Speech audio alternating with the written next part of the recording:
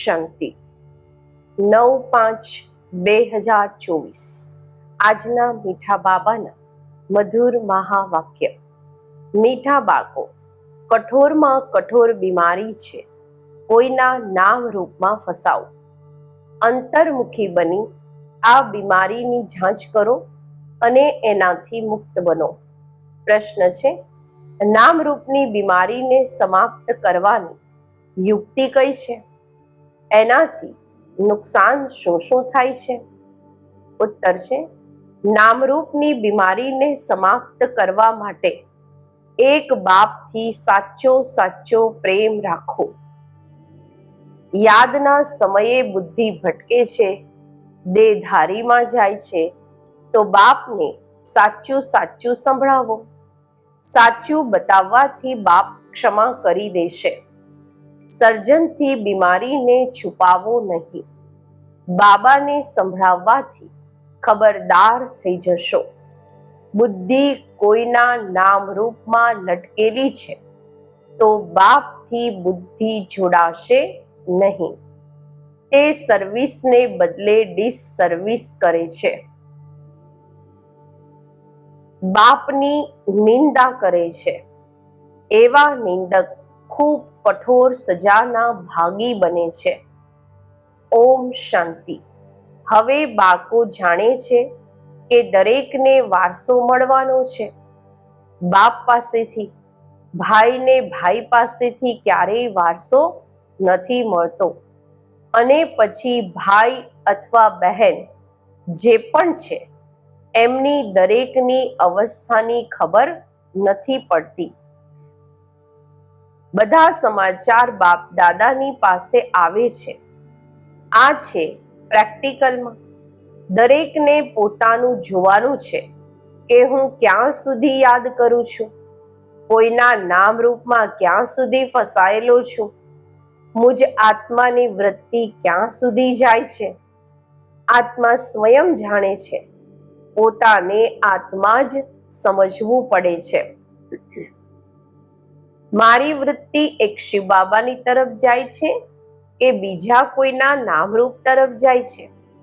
જેટલું થઈ શકે પોતાને આત્મા સમજી એક બાપને યાદ કરવાના છે, બીજું બધું ભૂલતા જવાનું છે। પોતાને દિલથી પૂછવાનું છે કે મારું દિલ સિવાય બાપના બીજે ક્યાંય ભટકતું તો નથી? ક્યાંય ધંધા ધૂરીમાં કે ઘર ગ્રહસ્થ મિત્ર સંબંધી વગેરે તરફ બુદ્ધિ જતી તો નથી? અંતર્મુખી થઈને જાંચ કરવાની છે। જ્યારે અહીં આવીને બેસો છો તો પોતાની જાંચ કરવાની છે। અહીં કોઈ ન કોઈ સામે યોગમાં બેસે છે, તે પણ શિવ બાબાને જ યાદ કરતા હશે। એવું નહીં પોતાના બાળકોને યાદ કરતા હશે। યાદ તો શિવ બાબાને જ કરવાના છે। અહીં બેઠા જ શિવ બાબાની યાદમાં છો, પછી ભલે કોઈ આંખ ખોલીને બેઠેલા છે કે આંખ બંધ કરીને બેઠેલા છે, આ તો બુદ્ધિથી સમજવાની વાત છે। પોતાના દિલથી પૂછવાનું હોય છે, બાબા શું સમજાવે છે? અમારે તો યાદ કરવાના છે એકને। અહીં જે બેસવા વાળા છે તે તો એક શિવ બાબાની જ યાદમાં હશે। તમને નહીં જોશે, કારણ કે એમને તો કોઈની પણ અવસ્થાની ખબર જ નથી। દરેકના સમાચાર બાપની પાસે આવે છે। એ જાણે છે કોણ બાળક સારું છે। જેમની લાઈન ક્લિયર છે એમનો બીજે ક્યાંય પણ બુદ્ધિયોગ નથી જતો। એવું પણ હોય છે કોઈનો બુદ્ધિયોગ જાય છે, પછી મુરલી સાંભળવાથી ચેન્જ પણ થતો રહે છે। ફીલ કરે છે કે આ તો અમારી ભૂલ છે, અમારી દ્રષ્ટિ વૃત્તિ બરોબર રોંગ હતી, હવે એને રાઈટ કરવાની છે। રોંગ વૃત્તિને છોડી દેવાની છે।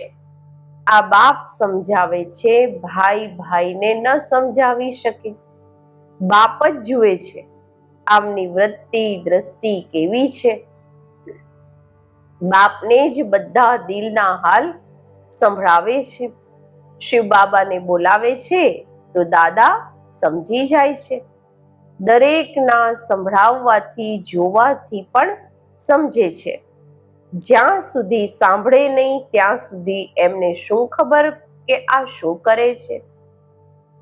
એક્ટિવિટીથી સર્વિસથી સમજી જાય છે કે આમને ખૂબ દેહ અભિમાન છે, આમને ઓછું, આમની એક્ટિવિટી ઠીક નથી. કોઈના નામ રૂપમાં ફસાયેલા રહે છે. બાબા પૂછે છે, કોઈની તરફ બુદ્ધિ જાય છે? કોઈ સ્પષ્ટ બતાવે છે, કોઈ પછી નામરૂપમાં ફસાયેલા એવા છે જે બતાવતા જ નથી, પોતાનું જ નુકસાન કરે છે. બાપને બતાવવાથી એમની ક્ષમા થાય છે અને પછી આગળ માટે પણ સંભાળ કરે છે. ઘણા છે જે પોતાની વૃત્તિ સાચી નથી બતાવતા, લજ્જા આવે છે. જેવી રીતે કોઈ ઉલટું કામ કરે છે તો સર્જનને બતાવતા નથી, પરંતુ છુપાવવાથી બીમારી વધારે જ વૃદ્ધિને પામશે. અહીં પણ એવું છે. બાપને બતાવવાથી હલકા થઈ જાય છે, નહીં તો તે અંદરમાં રહેવાથી ભારી રહેશે. બાપને સંભળાવવાથી પછી બીજી વાર એવું નહીં કરશે. આગળ માટે પોતાના પર ખબરદાર પણ રહેશે. બાકી બતાવશે નહીં તો તે વૃદ્ધિને પામતા રહેશે. બાપ જાણે છે આ સર્વિસેબલ ખૂબ છે. ક્વોલિફિકેશન કેવી રહે છે, સર્વિસમાં પણ કેવી રીતે રહે છે. કોઈની સાથે લટકતા તો નથી. દરેકની જન્મપત્રીને જુએ છે, પછી એટલો એનાથી પ્રેમ રાખે છે, કશિશ કરે છે. કોઈ તો ખૂબ સારી સર્વિસ કરે છે. ક્યારેય પણ ક્યાંય એમનો બુદ્ધિયોગ જતો નથી. હા, પહેલા જતો હતો, હવે ખબરદાર છે. બતાવે છે, બાબા હવે હું ખબરદાર રહું છું. આગળ ભૂલો કરતો હતો. સમજે છે દેહ અભિમાનમાં આવવાથી ભૂલો જ થશે. પછી પદ તો ભ્રષ્ટ થઈ જશે. ભલે કોઈને ખબર નથી પડતી, પરંતુ પદ તો ભ્રષ્ટ થઈ જ જશે. દિલની સફાઈ આમાં ખૂબ જોઈએ, ત્યારે તો ઉચ્ચ પદ મેળવશો. એટલે બુદ્ધિમાં ખૂબ સફાઈ રહે છે. જેવી રીતે આ લક્ષ્મી નારાયણના આત્મામાં સફાઈ રહે છે ને, ત્યારે તો ઉચ્ચ પદ મેળવ્યું છે. કોઈ માટે સમજાવાય છે, આમની નામ રૂપ તરફ વૃત્તિ છે. દેહી અભિમાની થઈને નથી રહેતા. આ કારણે પદ પણ ઓછું થઈ જાય છે. રાજાથી લઈને રંક સુધી નંબરવાર તો છે ને. આ કેમ થાય છે? આને પણ સમજવું જોઈએ. નંબરવાર તો જરૂર બને જ છે. કળાઓ ઓછી થતી જ હોય છે, થતી જ રહે છે. જે 16 કળા સંપૂર્ણ છે તે પછી 14 કળામાં આવી જાય છે. આવી રીતે થોડી થોડી ઓછી થતા કળાઓ ઉતરે તો જરૂર છે. 14 કળા છે તો પણ સારું. પછી વામ માર્ગમાં ઉતરે છે તો વિકારી બની જાય છે. આયુષ્ય જ ઓછું થઈ જાય છે. પછી રજો તમુ ગુણી બનતા જાય છે. ઓછું થતા જૂનું થતું જાય છે. આત્મા શરીરથી જૂનો થતો જાય છે. આ પૂરું જ્ઞાન હમણાં આ બાળકોમાં છે. કેવી રીતે 16 કળાથી નીચે ઉતરતા પછી મનુષ્ય બની જાય છે. દેવતાઓની મત તો હોતી નથી. બાપની મત મળી પછી 21 જન્મ મત મળવાની દરકાર જ નથી રહેતી. આ ઈશ્વરીય મત તમારી 21 જન્મ ચાલે છે. પછી જ્યારે રાવણ રાજ્ય થાય છે તો તમને મત મળે છે રાવણની. દેખાડે પણ છે દેવતાઓ વામ માર્ગમાં જાય છે. બીજા ધર્મવાળાઓની એવી વાત નથી હોતી. દેવતાઓ જ્યારે વામ માર્ગમાં જાય છે ત્યારે બીજા ધર્મવાળા આવે છે. બાપ સમજાવે છે, બાળકો, હવે તો તમારે પાછું જવાનું છે. આ જૂની દુનિયા છે. ડ્રામામાં આ પણ મારો પાર્ટ છે. જૂની દુનિયાને નવી બનાવવી. આ પણ તમે સમજો છો. દુનિયામાં મનુષ્ય તો કંઈ નથી જાણતા.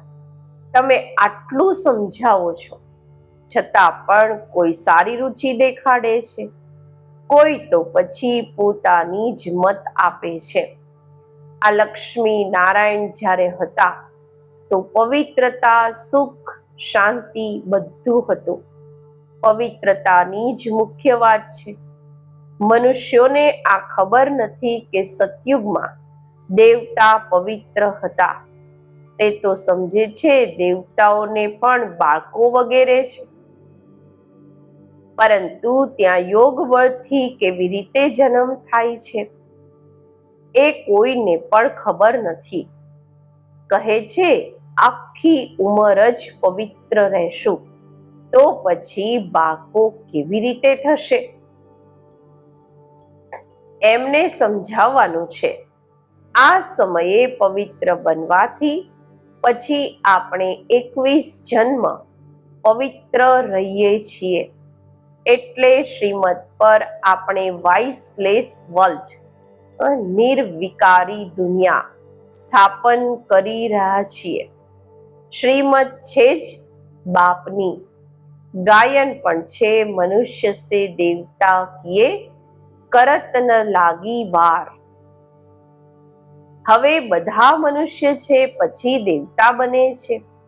હવે શ્રીમત પર આપણે ડીટી ગવર્મેન્ટ એટલે કે દેવી રાજધાની સ્થાપન કરી રહ્યા છીએ. આમાં પ્યુરિટી તો ખૂબ મુખ્ય છે. આત્માને જ પ્યોર બનાવવાનું છે. આત્મા જ પથ્થર બુદ્ધિ બનેલો છે. એકદમ ક્લિયર કરી બતાવો. બાપે જ સતયુગી ડીટી ગવર્મેન્ટ સ્થાપન કર્યું હતું, જેને પેરેડાઇઝ કહે છે. મનુષ્યને દેવતા બાપે જ બનાવ્યા. મનુષ્ય હતા પતિત, એમને પતિતથી પાવન કેવી રીતે બનાવ્યા? બાળકોને કહ્યું, મામેકમ યાદ કરો તો તમે પાવન બની જશો.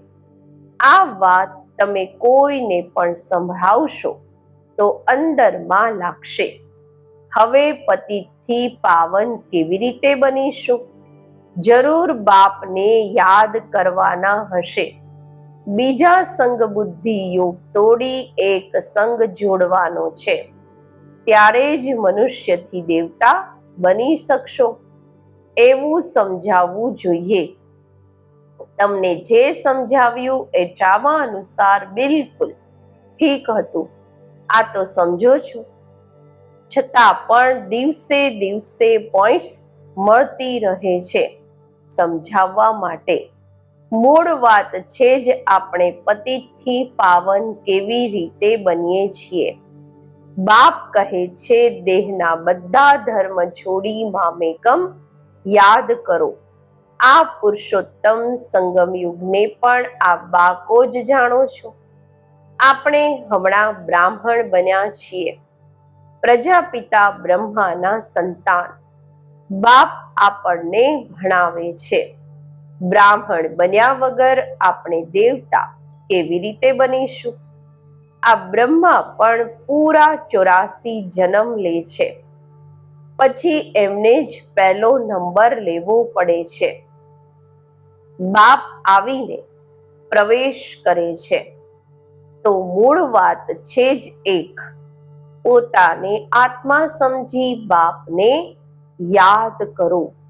દેહ અભિમાનમાં આવવાથી ક્યાંક ન ક્યાંક લટકેલા રહો છો. દેહી અભિમાની તો બધા બની ન શકે. પોતાની પૂરી જાંચ કરો. અમે ક્યાંય દેહ અભિમાનમાં તો નથી આવતા. અમારાથી કોઈ વિકર્મ તો નથી થતા. બેકાયદેસર ચલન તો નથી થતી. ઘણાઓથી થાય છે. તે અંતમાં ખૂબ સજાના ભાગી બનશે. ભલે હમણાં કર્માતીત અવસ્થા નથી થઈ. કર્માતીત અવસ્થા વાળાના બધા દુઃખ દૂર થઈ જાય છે. સજાઓથી છૂટી જાય છે. વિચાર કરાય છે. નંબરવાર રાજાઓ બને છે. જરૂર કોઈનો ઓછો પુરુષાર્થ રહે છે, જેના કારણે સજાઓ ખાવી પડે છે. આત્મા જ ગર્ભજેલમાં સજા ભોગવે છે. આત્મા જ્યારે ગર્ભમાં રહે છે તો કહે છે, અમને બહાર કાઢો, હવે અમે પાપ નહીં કરીશું. આત્મા જ સજા ખાય છે. આત્મા જ કર્મ વિકર્મ કરે છે. આ શરીર કોઈ કામનું નથી. તો મુખ્ય વાત પોતાને આત્મા સમજવું જોઈએ. જે સમજે બરાબર બધું આત્મા કરે છે. હવે તમારે બધા આત્માઓએ પાછું જવાનું છે. ત્યારે જ આ જ્ઞાન મળે છે. પછી ક્યારેય આ જ્ઞાન મળશે નહીં. આત્મ અભિમાની બધાને ભાઈ ભાઈ જ જોશે. શરીરની વાત નહીં રહેશે. આત્મા બની ગયા પછી શરીરમાં લગાવ નહીં રહેશે. એટલે બાપ કહે છે, આ ખૂબ ઊંચી સ્ટેજ છે. બહેન ભાઈમાં લટકી પડે છે તો ખૂબ ડિસસર્વિસ કરે છે. આત્મ અભિમાની ભવ. આમાં જ મહેનત છે. ભણતરમાં પણ વિષય હોય છે. સમજે છે અમે આમાં ફેલ થઈ જઈશું. ફેલ થવાના કારણે પછી બીજા વિષયમાં પણ ઢીલા થઈ જાય છે. હમણાં તમારો આત્મા બુદ્ધિયોગ બળથી સોનાનું વાસણ બનતો જાય છે. યોગ નથી તો નોલેજ પણ ઓછું. તે તાકાત નથી રહેતી. યોગનું બળ નથી. આ છે ડ્રામાની નોંધ. બાબા સમજાવે છે બાળકોને પોતાની અવસ્થા કેટલી વધારવી જોઈએ. જોવાનું છે અમે આત્મા આખા દિવસમાં કોઈ પણ બેકાયદેસર કામ તો નથી કરતા. કોઈ પણ એવી આદત હોય તો તરત છોડી દેવી જોઈએ. પરંતુ માયા તેમ છતાં બીજા ત્રીજા દિવસે ભૂલ કરાવી દે છે. એવી સૂક્ષ્મ વાતો ચાલતી રહે છે. આ છે બધું ગુપ્ત જ્ઞાન.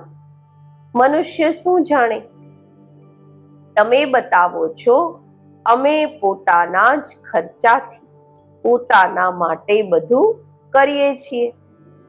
બીજાના ખર્ચાથી કેવી રીતે બનાવીશું? એટલે બાબા હંમેશા કહે છે માંગવાથી મરવું ભલું. સહજ મળે તે દૂધ બરાબર. માંગી લીધું તો પાણી.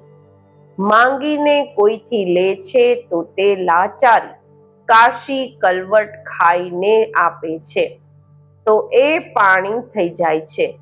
ખેંચીને લીધું તે લોહી બરાબર.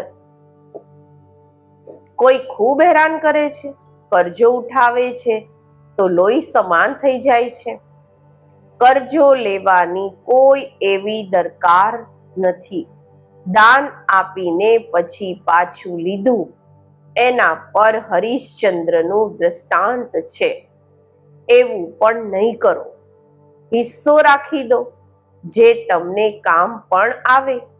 બાળકોએ પુરુષાર્થ એટલો કરવાનો છે જે અંતમાં બાપની જ યાદ હોય અને સ્વદર્શન ચક્ર પણ યાદ હોય.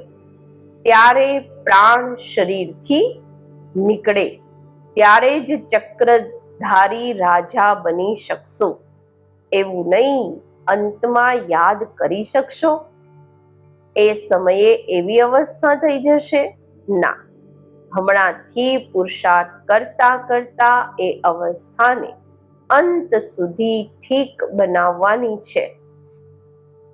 એવું ન થાય કે અંતમાં વૃત્તિ ક્યાંય બીજી તરફ ચાલી જાય. યાદ કરવાથી જ પાપ કપાતા રહેશે. આપ બાળકો જાણો છો, પવિત્રતાની વાતમાં જ મહેનત છે, ભણતરમાં એટલી મહેનત નથી. આના પર બાળકોનું ધ્યાન સારું જોઈએ. ત્યારે બાબા કહે છે, રોજ પોતાનાથી પૂછો, અમે કોઈ બેકાયદેસર કામ તો નથી કર્યું? નામ રૂપમાં તો નથી ફસાતો? કોઈને જોઈ લટ્ટુ તો નથી બનતો? કર્મેન્દ્રિયોથી કોઈ બેકાયદેસર કામ તો નથી કરતો? જૂના પતિત શરીરથી બિલકુલ પ્રેમ ન હોવો જોઈએ. તે પણ દેહ અભિમાન થઈ જાય છે. અનાસક્ત થઈ રહેવું જોઈએ. સાચો પ્રેમ એક સાથે, બાકી બધાથી અનાસક્ત પ્રેમ. ભલે બાળકો વગેરે છે, પરંતુ કોઈમાં પણ આસક્તિ ન હોય. જાણીએ છીએ આ જે કંઈ પણ જોઈએ છીએ એ બધું ખતમ થઈ જશે, તો એનાથી પ્રેમ બધો નીકળી જાય છે. એકમાં જ પ્રેમ રહે છે, બાકી નામ માત્ર અનાસક્ત. અચ્છા, મીઠા મીઠા સિકિલધા બાળકો પ્રત્યે માતા પિતા બાપ દાદાના યાદ, પ્યાર અને ગુડ મોર્નિંગ. રૂહાની બાપના રૂહાની બાળકોને નમસ્તે. આપણે રૂહાની બાળકોના રૂહાની બાપને નમસ્તે. ધારણા માટે મુખ્ય સાર. પહેલું છે, પોતાની વૃત્તિને ખૂબ શુદ્ધ, પવિત્ર બનાવવાની છે. કોઈ પણ બેકાયદેસર ઉલટું કામ નથી કરવાનું. ખૂબ ખૂબ ખબરદાર રહેવાનું છે. બુદ્ધિ ક્યાંય પણ લટકાવવાની નથી. બીજું, સાચો પ્રેમ એક બાપમાં રાખવાનો છે, બાકી બધામાં અનાસક્ત. નામ માત્ર પ્રેમ હોય. આત્માભિમાની સ્ટેજ એવી બનાવવાની છે જે શરીરમાં પણ લગાવ ન રહે. આજનું વરદાન: સ્વરાજ્યના સંસ્કારો દ્વારા ભવિષ્ય રાજ્ય અધિકાર પ્રાપ્ત કરવા વાળા તકદીરવાન આત્મા ભવ. લાંબા કાળના રાજ્યાધિકારી બનવાના સંસ્કાર લાંબા કાળ ભવિષ્ય રાજ્યાધિકારી બનાવશે. જો વારંવાર વશીભૂત થાવ છો, અધિકારી બનવાના સંસ્કાર નથી, તો રાજ્યાધિકારીઓના રાજ્યમાં રહેશો, રાજ્ય ભાગ્ય પ્રાપ્ત નહીં કરશો. તો નોલેજના દર્પણમાં પોતાની તકદીરની સુરતને જુઓ. ઘણા સમયના અભ્યાસ દ્વારા પોતાના વિશેષ સહયોગી, કર્મચારી અથવા રાજ્ય કારોબારી સાથીઓને પોતાના અધિકારથી ચલાવો. રાજા બનો ત્યારે કહેવાશે તકદીરવાન આત્મા. સ્લોગન છે, સકાશ આપવાની સેવા કરવા માટે બેહદની વૈરાગ્ય વૃત્તિને ઇમર્જ કરો. ઓમ શાંતિ.